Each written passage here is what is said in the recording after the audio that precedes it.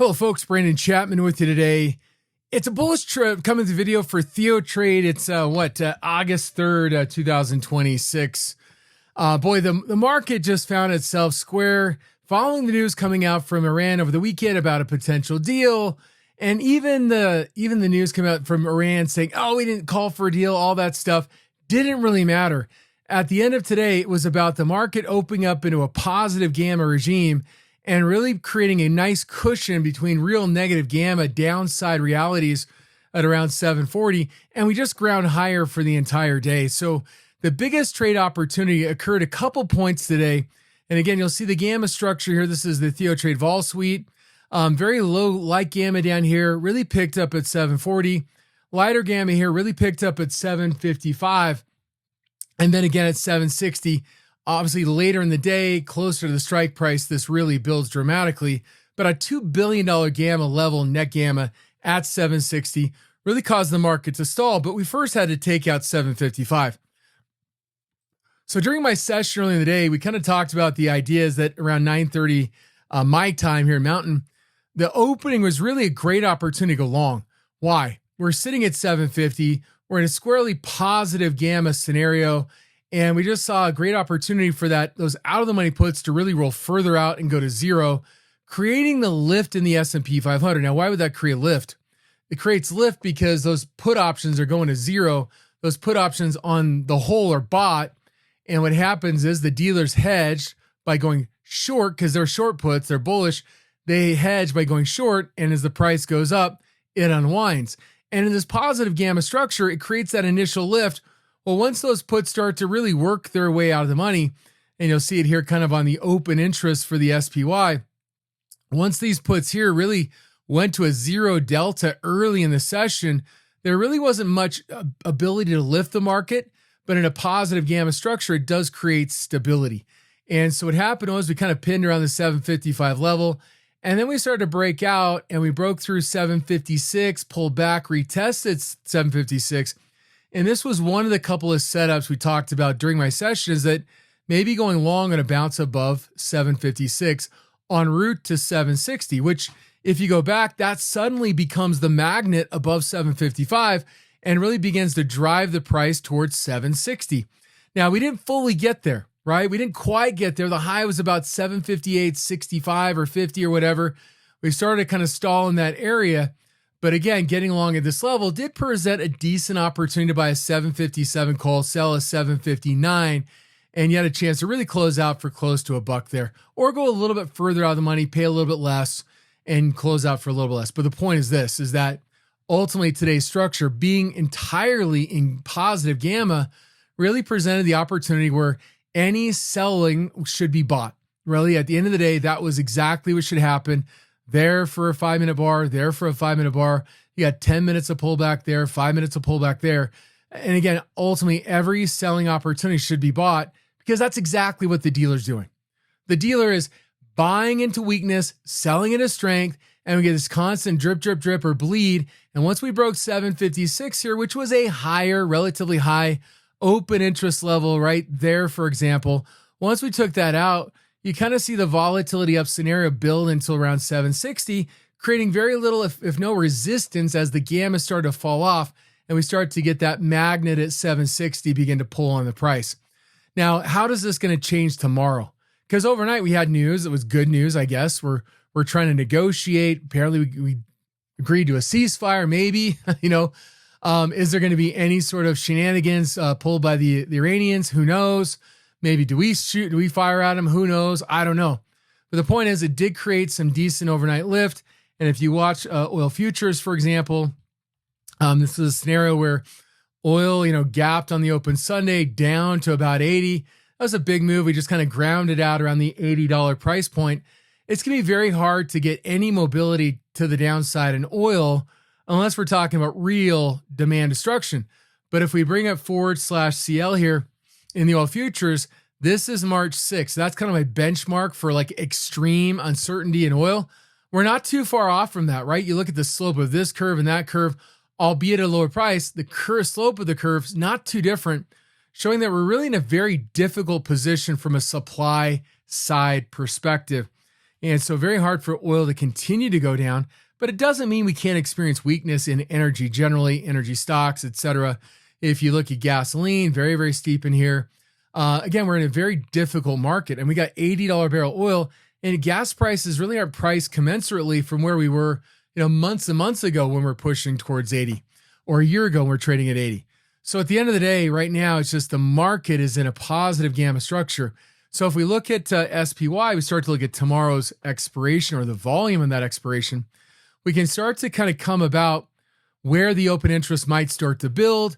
And today we had a really big cushion, again, opening up at 750 or near 750. And we really weren't building any sort of real negative gamma until we got down to about 743, 742. And then we kind of kick in, especially at 740. We had a really big cushion of positive gamma holding the market up and not allowing any volatility to creep in today. And so we saw just this steady bleed until we tested key nodes and then that drift towards 760, which was the magnet level. If we look at the volume today, we're really just comparing the put and call volume, assuming a certain amount of that might translate to open interest by the end of the day.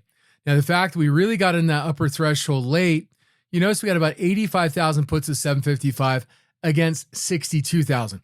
So there's a chance we really may start to build some amount of negative gamma around 755, for example, 78,064. Maybe that occurs closer to 756. There's a chance that we might start to see the ranks of negative gamma start to really build at 756. So a lot kind of depends on tomorrow. Well, where do we open up? My range for the week is 760 to the upside. That's for Friday's expiration. What's that based on? Well, it's based on the open interest for this Friday's expiration. And you notice right there, 15,000 contracts. That's the call wall for the week. And so as a function, we're kind of looking at that grinding towards 760. Well, if we open up higher than like 756 tomorrow, we start to open up just gap a little bit higher. When magnet 760 starts to draw in. And then if we begin to break 760, this is where the market really could run away this week. And so really watch for that possibility. You start to get that kind of volatility up scenario where you start to see an expanding volatility above 760. We're seeing more stuff build in here, but the notion is that's our major wall. So we break that, and at some measure above that, we start to see that volatility up where we could really just grind higher. 765 becomes the next major level right now, but even that still has the highest amount of volume today.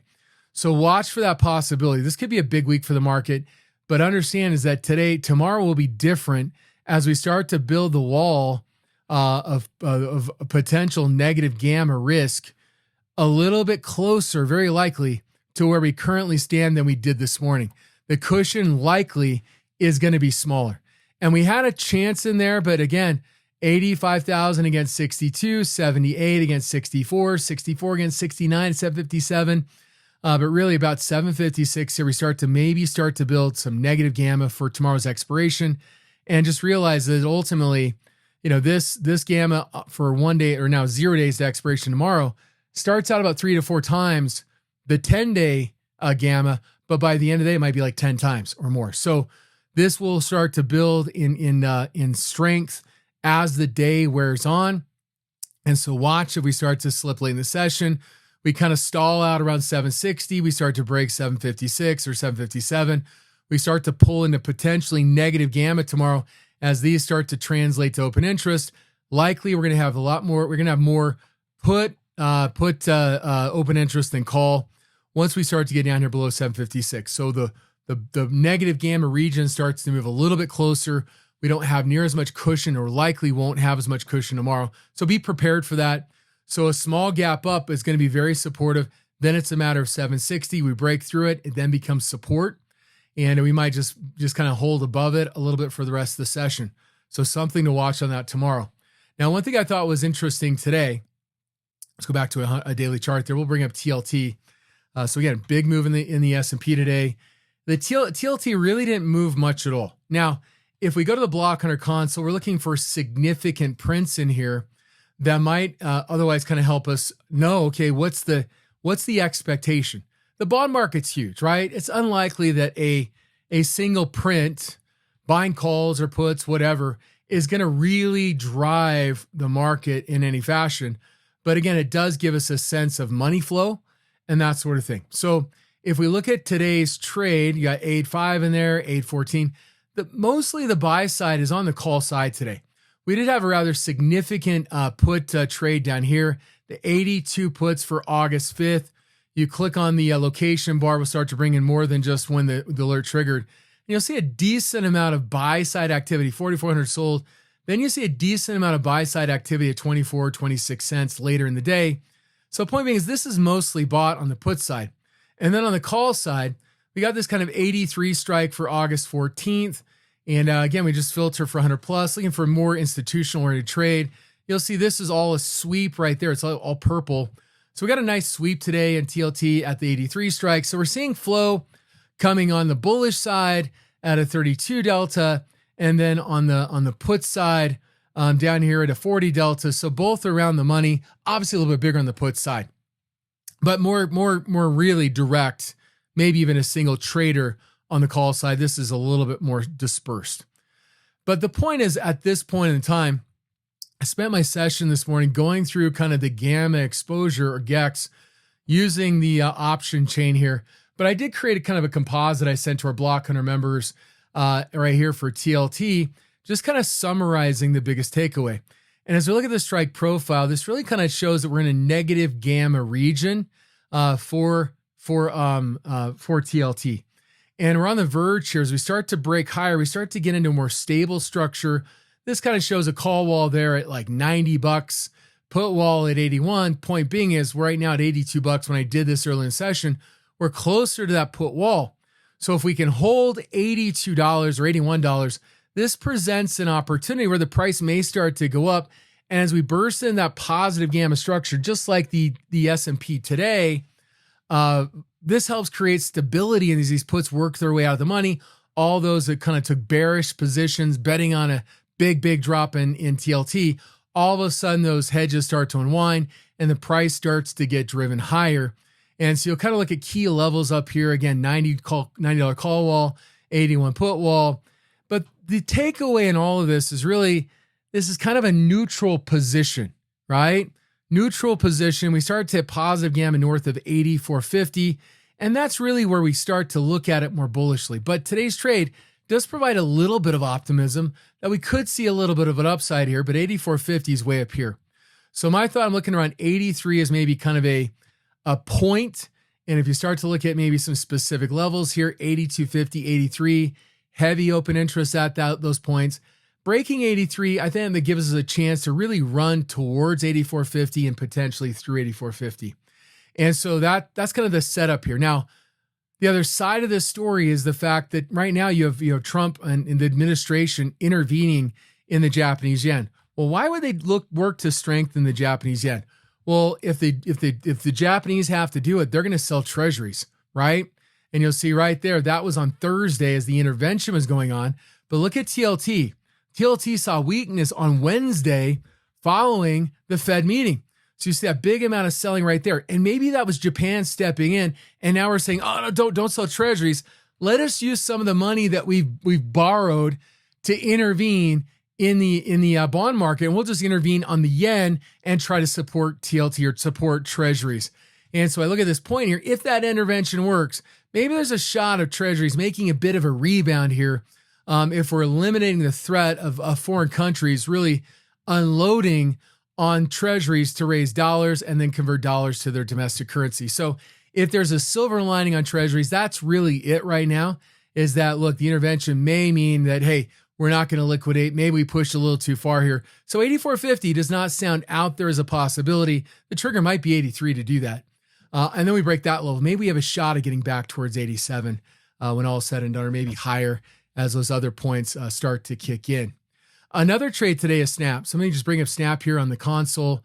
We'll take a look at this. And I talked about both these during my session today.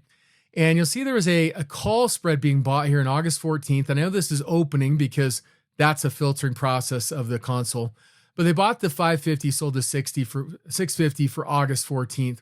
They also came in and bought the $5 strike price as well, about 6,400 contracts. So we're seeing today, August 7th, that came in later, but 18,000, that's just barely crossing the line. So we want to see the line is open interest. So we'll see kind of the difference there. So let's look at that one. I did not look at it earlier today. I'm going to have to refresh her. No, maybe not. Okay. 100 plus. If I clicked on the right one, we'll see that ultimately there was a lot more buy side activity. This is all 8.3 today, right? So we got the alert was triggered there, but throughout the day, as we look at 100 plus, this is really showing that there's a lot more buy side activity for the $5 strike price for August 7th. Okay. And that's on Snap. Now, if we look at the kind of the gamma exposure profile, I worked this up for our block hunter members earlier today, and you'll kind of see 499 is that spot price, 550 is that positive gamma zone, but we're also seeing the buying coming in at $5 and $6. $6 the call wall here. So we also know we're building some negative gamma at the $6 strike price. We're building as a magnet. So we get 2 and through 6. We do have a chance for a real squeeze here, $6. And notice that the open interest really drops off as the gamma profile slumps and we start to build towards 10. And so this creates that opportunity. We break through 5 and that may push us to 6, break 6. We may see a big opening here as that volatility up expansion starts to happen into about $10. And you'll see vol ups about 660 there. As was calculated, the calculator in the session, vol downs at 325. So we're on the verge here. And so the takeaway is cautiously bullish, right? It's positive gamma right now. We're building some upside accelerators based on those calls being bought, the call spread, et cetera. Start to break 5, pushes us to 6, break 6. We really open up or crack open the upside in Snap, pushing. And this is a moderately high short interest stock at about 8% of the float shorted. And so $10 is way up there, right? It's way out of the money, but break 6, shot of 7, maybe even 9. We see a lot of $2 squeezes here, right? And we're coming off our lows at about 430. That might carry us back here to the prior high. So short-term target on a close above 5 like we're doing today, probably not be a bad opportunity. We do run into some wall about $6 here, but the chance of really pushing through that just a little bit, testing the prior high at 630, is not a bad setup for Snap here. Again, you can buy a 5, sell a 7 spread and look for 100% return around $6. Well, folks, that's what I got for the video today. Hope you have a great one. We'll see you back next week. Thank